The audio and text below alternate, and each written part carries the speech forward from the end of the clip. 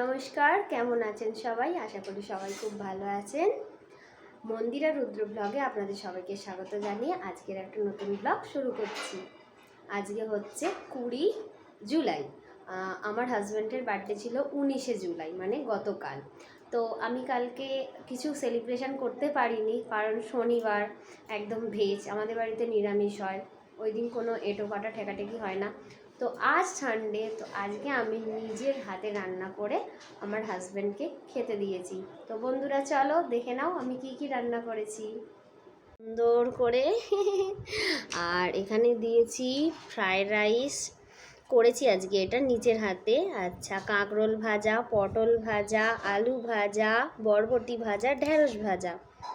আর ওদিকে রয়েছে একটা মাছের তরকারি, মাংস, পাঁপড়, দই, চাটনি আর শসা মানে স্যালাড।